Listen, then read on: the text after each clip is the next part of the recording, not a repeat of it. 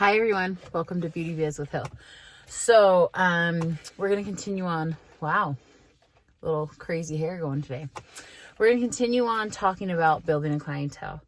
So the video we just posted early this week on Monday, today's Wednesday, so I'm trying to post Monday, Wednesday, Friday for you guys, was about finding the correct culture for yourself as a person in the beauty industry, which means it's in a salon, it's in a studio salon.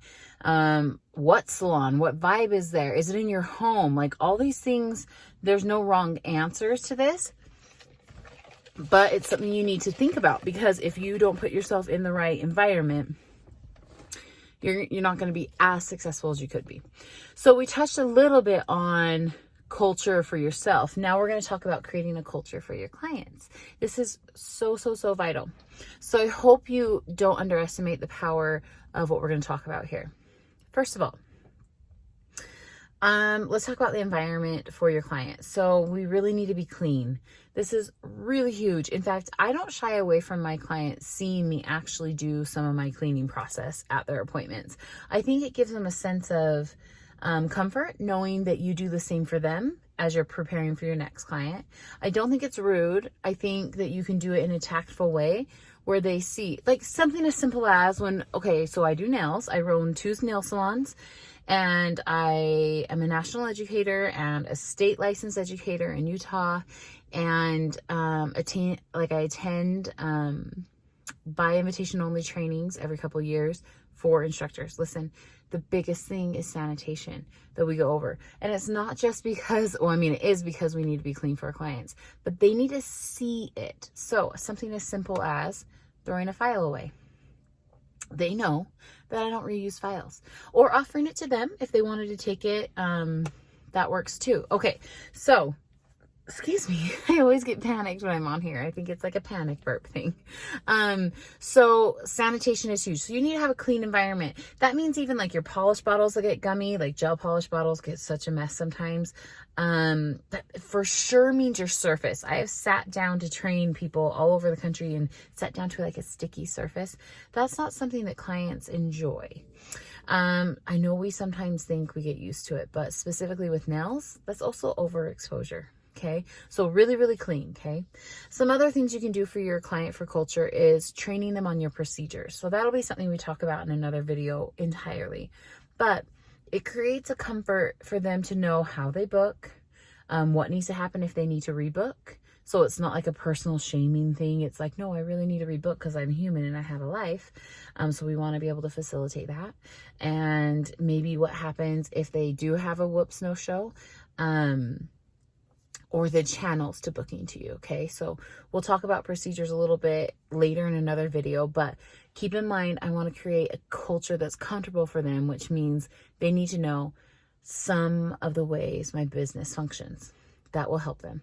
The other thing is, guys, don't underestimate the power of being somebody that people enjoy talking with, which means you've got to better yourself. I'm a huge believer. Like if I were to open up my phone here and give you my Audible playlist, my iBooks, because I have an iPhone, no endorsement there. I just like them, but I don't care where, your Kindle, whatever you like. Books feed your brain with things that are interesting to talk about. I love self-help books to listen to because it gives me ideas. And then when clients are sitting down, I'm like, hey, I was just listening to this Brené Brown book and she's talking about this. What do you think about this? Like, do you think, or they'll talk to you, they'll start talking to you. I know we're not therapists, but we kind of play this role of a confidant, right? A confidant. And I'll be like, oh my gosh, I just learned there was a study done on this and so happened. And what do you think? And does it relate? Like that is interesting. Feed the soul kind of stuff. And guess what, guys? That's something that creates a culture that will bring clients back. Okay. So you need to become somebody who's interesting to sit and talk with. That does not mean you have to be yakety yak the whole time. I have clients that just need to come and sit and decompress.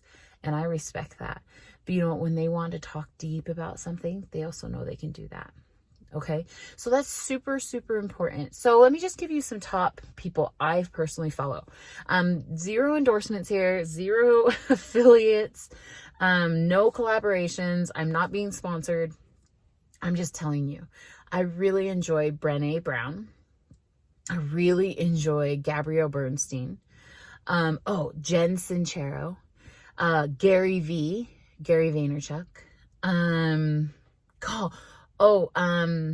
Now it's like losing my head as I talk about it. But those are just some things. If you start looking for those people, look them up on YouTube, look them up on Instagram, you'll start seeing the interactions of those. Look at who they follow. See, like there's so much good out there for us to learn. And if you can fill your brain with those things, you become somebody that clients want to come back to. Not only do they get a great experience, they're in a clean environment, it's sanitary, and your skill level's up, but they leave feeling like they grew, right? And the other thing is the power of positivity. If you want to build a clientele, you need to lean towards positive, not negative. And it can get really hard sometimes when you're frustrated or you think you sucked it up, and I promise you probably didn't. You maybe need to look away for a minute and come back. But you've got to be positive. Don't underestimate that positivity. Even if you have to have a hard conversation with a client like, crap, she's so late, I can't get her in. Or he's so late, I can't get him in before my next client. I want to, because I want to make the money. It has nothing to do with that. It has everything to do with like, we're magic, but we're not that magic sometimes. You can deliver the message positively, invite them in, sit them down and be like, look, I don't have enough time to do your full service today. And then positively deliver, but I do have time to do this, or these two out of the three. Do you want to do that? Or would it be better to reschedule? I know life happens and this super sucks. And I wish I was like magical unicorn to do everything really fast. But to my best abilities, I either need to reschedule you or do a partial appointment and see what they say. They might be frustrated because they knew they were late and they were racing. Somebody might kick back. But most people, if you deliver things positively, like not like, hey, you're too late, bye. More like, hey, come here. Let me get you rescheduled, or here are your options. Here are some positive things we can do with this situation. That will get you further in building a clientele than the negative. So quick recap, because I don't want to take your whole day. I just looked at my clock. I'm getting closer to 8 minutes. I'm sorry, guys. Listen, is be somebody who is clean and sanitary. Make sure they know some procedures so they know how to book, how to reschedule, how to cancel, all of that.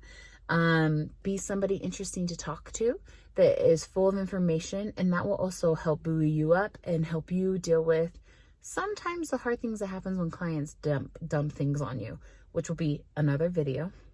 And then make sure that you are positive, that you're delivering things as positive you can. I hope this was helpful today. Hey, give me feedback. I love the comments below. This being able to share some of the stuff on YouTube has been like kind of a cool little passion of mine right now. And so I'm grateful you're watching. I hope you have a great day. Thank you for sharing, subscribing, and any feedback of other things you want to hear about, things from my experience, I would love to share. So we'll see you soon next time.